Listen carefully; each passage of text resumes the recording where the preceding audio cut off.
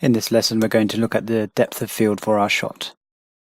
So this is what we've got at the moment. So what we're going to do is just make this test resolution to 50%, just so it's smaller, because we're looking at the whole scene now and we need it to go a little bit faster.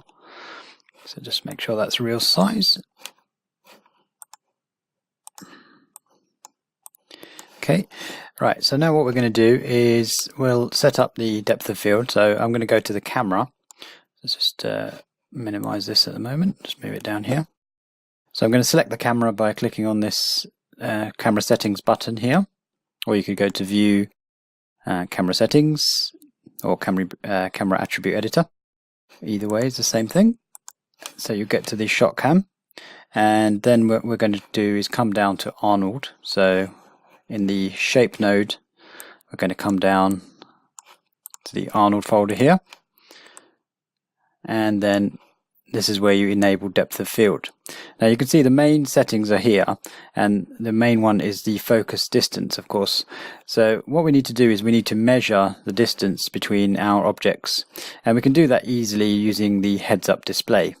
So we just go to display, heads-up display, and just turn on object details. I've already turned that on because I just practiced it, but if you want to just turn that on, and you should get this heads-up display.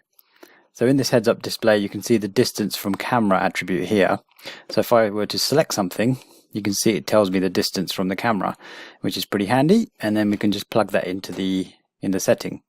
So whatever you want to be in focus, you can measure that distance. So let's say we wanted these wine glasses to be in focus. We can set the distance to 80, and let's see how that looks. So I'm just going to click on this little settings button, turn on enable depth of field, and change this distance to 80 first of all. And the aperture size is already set to 5.96. Normally that would be set to 0, but I think because I was playing around with it, it should be on 0.5. So let's just all have the same sort of setting, which is quite high. So I'll explain what this is in just a second, but let's just see what this looks like. Okay, so that's just finished. That took 1 minute 26, and you can see this is what it looks like. You can see that this part is in focus, the wine glasses, as we'd expect, and then you can see that they're dropping off out of focus as we come towards the camera. So the knife, for example, is pretty blurred out of focus. Okay, so let's just try a different setting. So if we wanted the knife, for example, to be in focus, we could click on the knife to select it. I'm going to keep this image. So it's very important to keep your images because that took quite a long time to render, and you want to make sure you keep those images and know what the settings that you set were.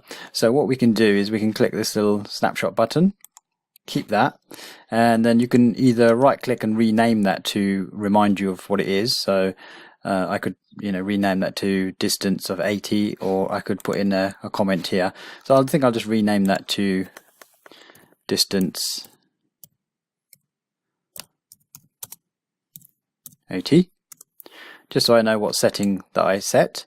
And you can see it keeps the how long the render took. So it took 1 minute 26, how big the render was, and the settings for the sampling, which is going to become really important in this and the next lesson. This is how long it takes to render, and these are the settings that you've got for your samples. Okay, so they're on pretty low setting at the moment, so we get this kind of grainy look, and in the next lesson we'll sort all that out. But for now, let's just change the distance to another value. So I'm going to click on this little orange thing just to get back to the render, and just select my knife and just see it's about 54. So then I'll select my camera and just type in 54, and it should update, and we'll just wait for that to render. Okay, so that's done.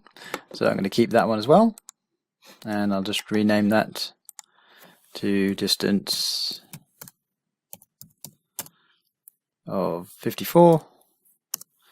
And if you compare, you can see there's a bit of a focus pull there. You can see what it would look like if you animated it, for example.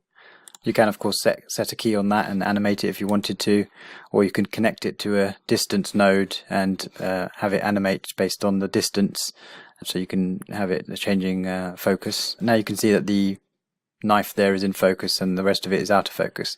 So I'm going to sort of split that and set a distance of about 60 so that we kind of get a bit of both, maybe the end of this being sharp and then this stuff being a little bit sharper. So what I'll do now is go back and just type in 60 here. If your render times are slow, just don't be afraid of just coming in here and just changing it to 25%, because you're just looking at the overall blur, and you don't have to have a massive render to see that, and it can take a long time if you've got a slower computer. So just bear that in mind. Also, with depth of field, sometimes you apply it in post-production, so you apply it in a compositor like Nuke or After Effects or whatever compositor you're using, and it's a lot quicker if you do that, but it's not as accurate, but it can look pretty decent as well. If you're doing close-up renders, generally it's probably better to render it because it's going to be more accurate, and especially with Arnold, because it's so physically accurate, it's better just to render it in the camera. It does cost you render time, of course, but the effects are worth it. So with all these blurring effects like depth of field and motion blur, you're always going to have to increase the camera samples to get rid of this grain. Okay, so it doesn't matter what samples, these other numbers are for the different types of samples for shadows and subsurface scattering and indirect lighting and specular, all sorts of things, but basically you can't get rid of this overall graininess without increasing the camera samples if you've got a blurry effect on, like depth of field or motion blur. Okay, so just bear that in mind. So it's best to increase that first, and then if there's anything that's overly grainy, then you can increase the samples on that particular thing. So for example, later on we'll have a look at the grapes, and they're a bit grainy compared to the rest of the scene, so we can increase the subsurface scattering for that. But this is how it looks at the moment, so let's just see this. So this is before, then the second one, and then this is in between. So I'm going to keep it sort of on 60, so we've kind of got the focus in between. And what we're going to do is we're going to reduce the blur. So at the moment the blur is quite strong. Let me just rename this to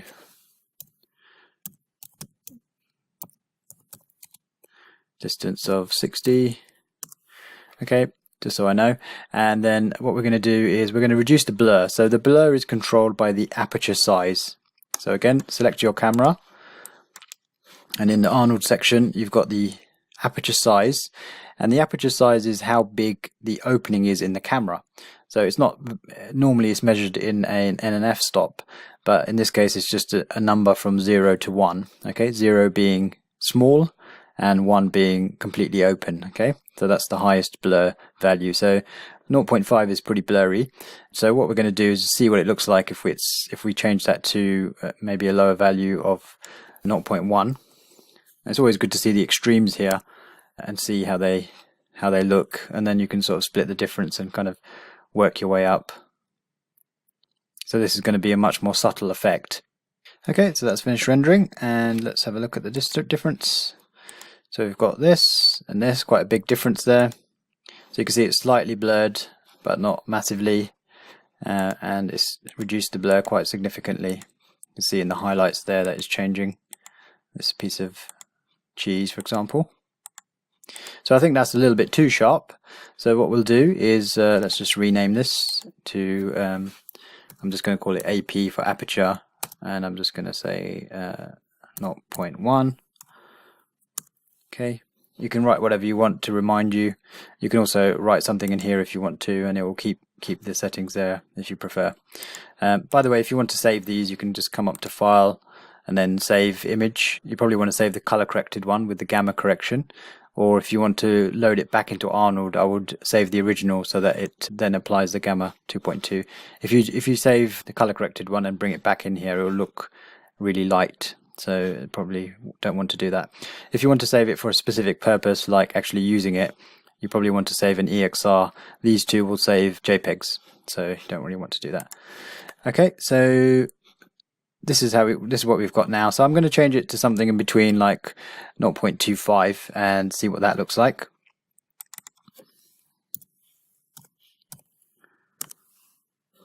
Okay, and you can see it's not updating, and that's because I'm looking at the snapshot. So if I just turn that off, it's actually doing something.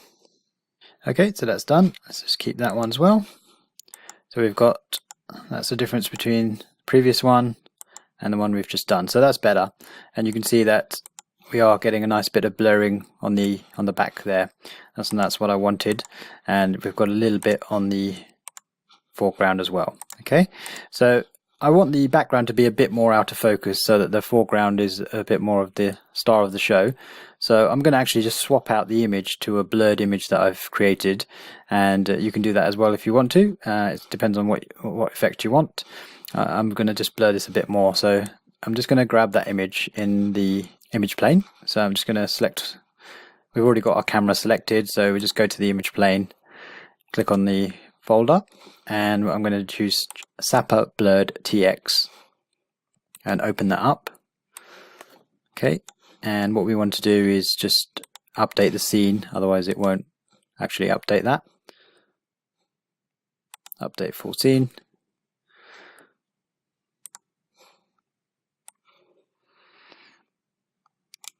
Okay, so you can see it's a lot more blurred. Just go back to the real size, there we go. And that will just emphasize the foreground a bit more. Okay, so while that's rendering, let's just reiterate the settings here. So if I just go to the camera settings and just come down to the shape node, this depth of field, first of all you have to turn it on. You have to measure the distance to the thing you want in focus, and then this is the amount of blur. The higher the number, the more the blur. The aperture blades is the shape of the bokeh blur that you get, the little round circles that you get when things are totally out of focus, and at the moment it's on set to 5, which is a good shape. That's what you generally want for films, but it depends on what look you're going for. You might want to square, for example. You can change that to 4, and then you can pick whether those sides are either curved or straight. Okay, so by default they're straight, so this will be like a pentagon shape, and the curves will be straight. So if you want them to be curved like a circle, you can just change this to 1 and that will be curved. Okay, and this is the rotation of that shape. For example, the pentagon, if you want it to rotate. All this stuff is documented in the help. It's pretty straightforward to use, but the main settings are the aperture size and the focus distance. Okay, so that's finished rendering. So let's compare. So this is what we've just done, and this is before. You can see it just emphasizes the foreground a bit more. So I'm quite happy with that, so I'm going to save the scene there. In the next lesson we'll sort out this grain and make our final render settings.